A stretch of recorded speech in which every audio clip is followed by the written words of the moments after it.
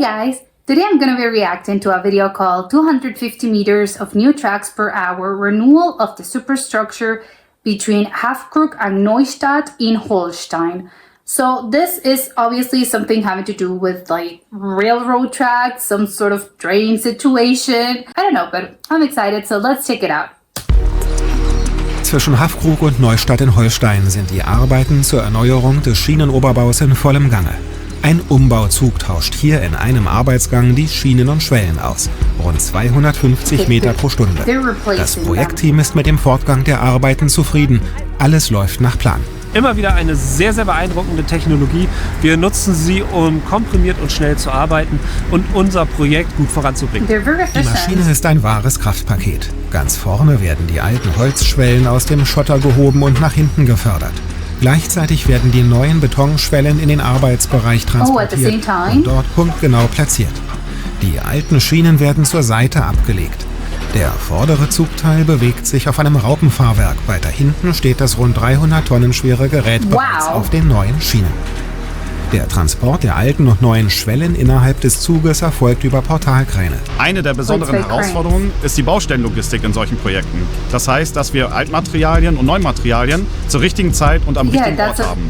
Der Vorteil an dem Umbauzug ist jetzt, dass wir den Austausch zwischen Neumaterialien und Altmaterialien komplett auf den Schienen haben. Auf 4,5 Kilometern werden hier mehr als 7.500 neue Betonschwellen eingebaut.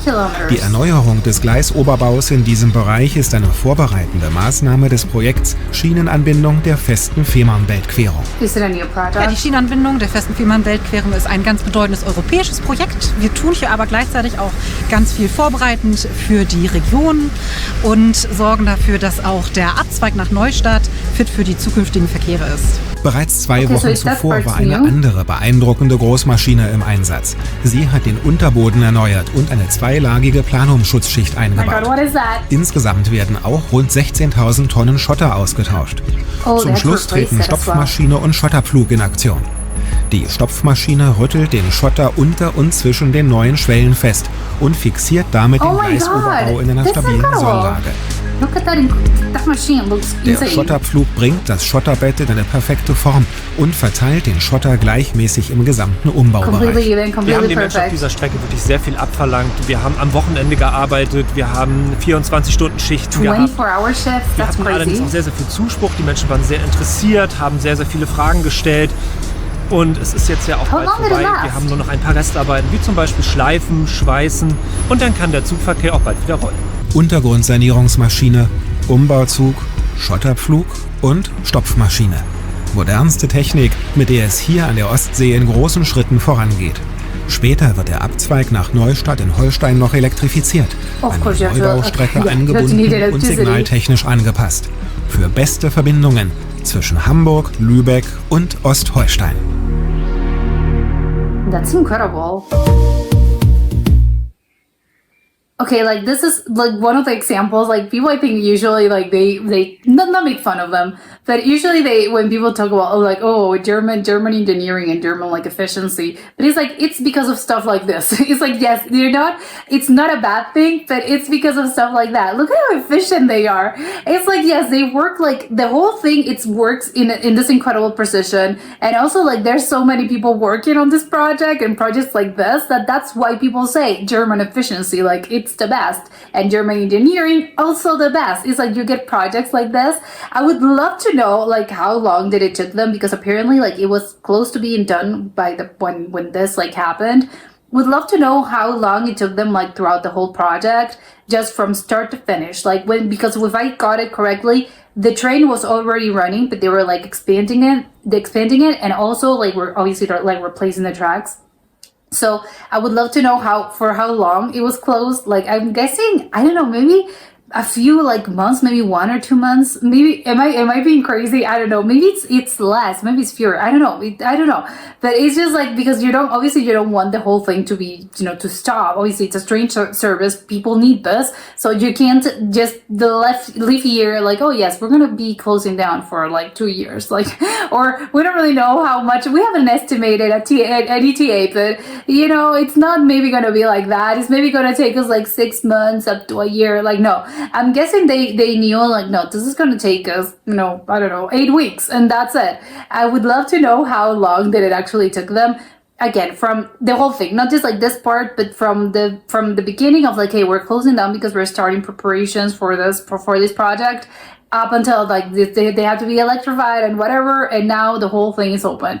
Again, I would love to know, because it's probably less than I think. I don't know, because it's a pretty big project, but I love all these like this machine. I don't even know like how to call it. Like, I'm guessing it has a name, but obviously I don't really know. Would love to know also if this is like they like German people, like they invented like this machine, or did they brought this from somewhere else, from some other country, and also in the future will they like this machine was going to be also used in other countries, or is it just in Germany? Because if I were if I were like working in the government of other places nearby, I would be like, I would love to use this machine, because again, it's like, I love the fact that the best part, at least for me, again, I'm not an engineer, I don't really know anything about this, but I think my favorite part in this whole project, and that I think it's gonna be like, it's probably like for the best, is the fact that the machine like takes out the rail, the train tracks, and then like it just like replaces them in the same, like at the same time, which I think is obviously like, it's perfect, because you don't have to do it twice, because otherwise you need like, I don't know how they do it, like they did it before, or I don't know how it's usually done in other places, but it makes sense that yes, you have to take out the thing, and then you have to take out the train tracks, and then comes another, maybe they work in segments of like 2 kilometers, 1 kilometer, maybe even less, I don't know. But once you've done with that part, then, the other machine comes and they have to like put the tracks again. He's like, no, this does it at the same time, which I think it's perfect. And it's like, how come no one has thought of this before? Because that way it looks like it's more efficient, it's more productive.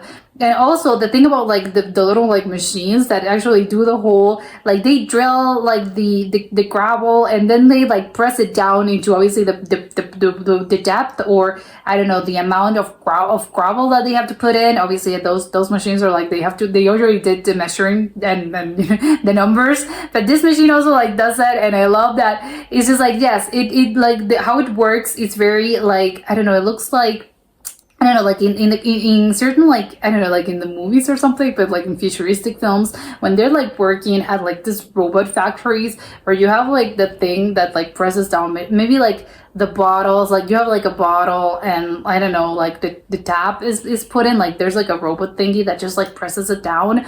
I don't know, it reminds me a little bit of that, but obviously like it's not a machine, it's a machine, but it's not this environment of like this huge factory. It's like, no, it's like in the open field. It's in nature, and it's in the real world. And I love how it looks, the whole thing, that like just knows how like the depth that it has to go down, and it knows how to like press it down to be like perfect. I love it. It's like, this is incredible. I also would love to know how much it cost. I'm guessing a lot of money, but again, it's like, it's worth it once you get probably what they did the numbers and they did the research, and it was like, yes, it's worth it, because even though obviously it's a very expensive machine, the amount of money that it's taken, that it's not that it's gonna make us like save in the long term, it's worth it. So I don't know, that's what I'm guessing, but I would love to know how much it costs, and how many machines of this sort of like type they have in Germany. Is it like this is like the first project that they're using this, or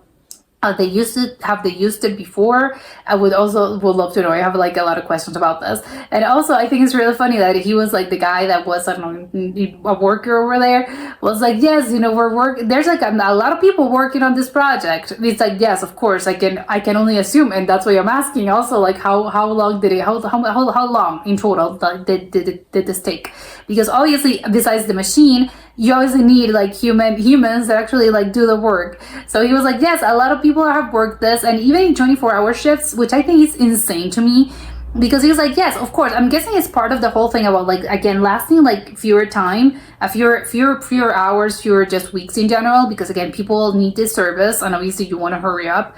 But it's like working 24 hours and 24-hour shifts, like that's okay. You have people working on this for 24 hours.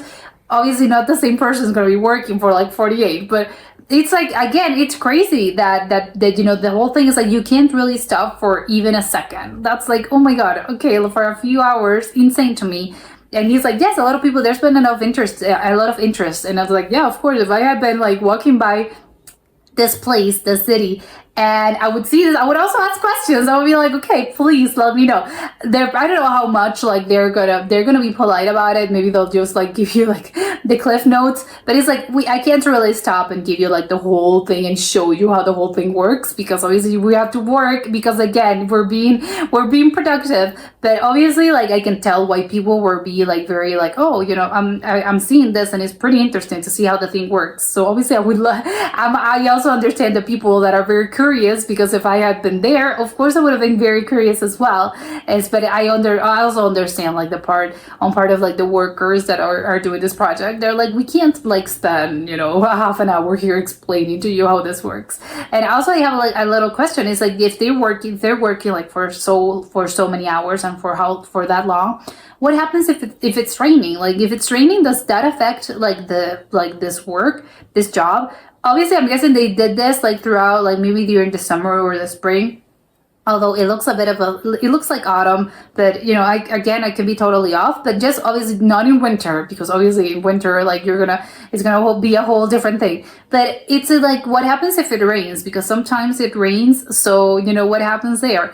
I'm guessing maybe like the machine keeps working, maybe, but I don't know, because I don't know, the stones, like the little gravel, like it gets wet, so maybe it's not like the machine maybe cannot work under those conditions, or maybe it's like it doesn't have anything to do with like, it doesn't matter if it's raining, like they can still continue doing their jobs. I don't know. I also would love to know. But yes, this is very interesting, and I would like to know how long did it took them, and if this whole thing it's already open for business, and if people are actually like using this new like train situation, and for how long they've been using it. But that was it for today, and I'll see you soon. Bye.